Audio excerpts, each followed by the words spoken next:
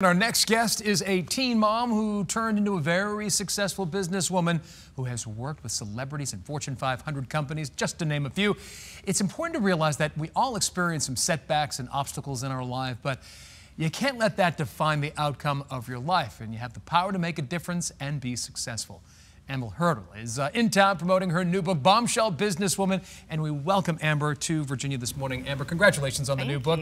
Okay, Amber, I have to say, I admit, when you see Bombshell and you hear Bombshell, you have this one type of vision, but you are redefining this term. Absolutely. How? Well, to me, a bombshell is about being a bold, brave female. In this book, it's to be a bold, brave female entrepreneur, but when you consider a bombshell and everybody turns their attention to a bombshell who enters a room, you might think it's because she's a beautiful woman, but I say it's because she walks in with a refreshing boldness. She believes in herself, and people are gravitating towards that. So we're just going to change it up. It's not about the outside, it's about liking yourself. And we said at the top, we all overcome some challenges and obstacles in the beginning, and you did as well. Does that help define you? It truly does. I think I was always a little, I'm a redhead, natural, so I'm always kind of that way anyways, but having a child so young forced me to make a choice to just give up, let life be handed to me in whichever way it came about, or I could be decisive about how I wanted to craft my life. And it was ugly. I mean, I'm not trying to say that this was skipping through the roses and I figured it all out and now look at me. I failed a lot on the journey, but I failed forward. And that's really the message that I want to give women, that no matter what you have had to overcome in your life, there's always moving forward. And so focusing on that and learning those lessons from your losses. Amber, there is also a lot of noise surrounding those obstacles as well. People might be putting you down. Oh, yeah. How do you turn that noise off? For me, two different ways. One, I am definitely maybe not the most religious person, but I am spiritual, and I was told very young that I was fearfully and wonderfully made in God's image.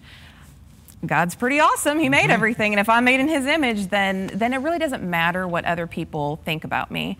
And then I was also raised by two creatives. My dad's a drummer, my mom's a chef, and they've just always raised me to be okay with who I am and to embrace that, and that I would be a happy person if I liked myself, and it really didn't matter if anybody else did.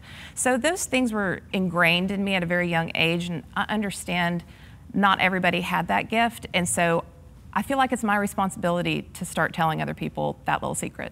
We're in this society right now where we want instant gratification.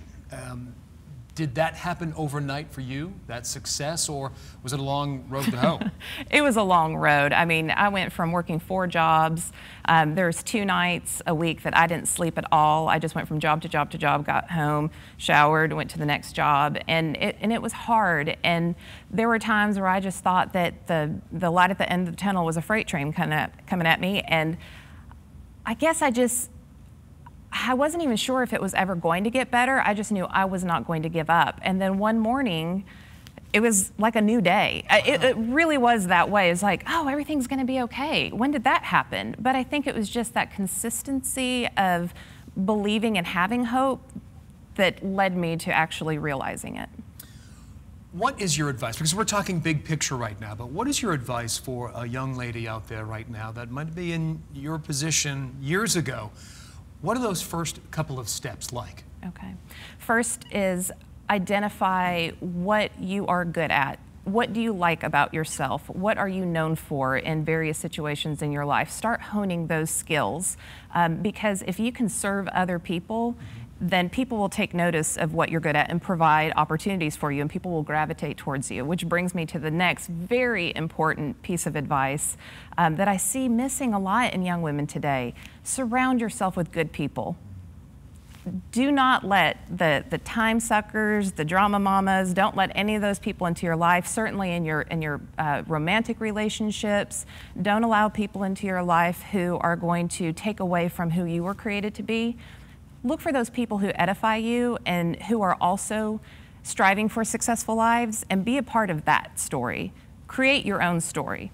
My grandfather always used to say, show me your friends and I will show you who you are. So basically what you're saying, surround yourself with people that have a forward vision. Absolutely. And I have so many mentors over my career.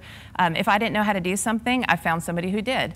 And for whatever reason, they took me on and taught me. And I say that my life's quilt is just woven full of various people's contributions to that quilt. And so any success that I have today is because other people invested in me. That's fantastic. Amber, we wish you well with the Thank you book. so And much. it's available now, right? It is. Barnes & Noble, Amazon, Books A Million. So, yeah. It's going to be very exciting. It's very exciting. Amber, thank you so much. Thank you. Amber Hurdle's new book is called The Bombshell Businesswoman, and as you heard her say, it is now available. Thanks so much, Amber. Safe travels.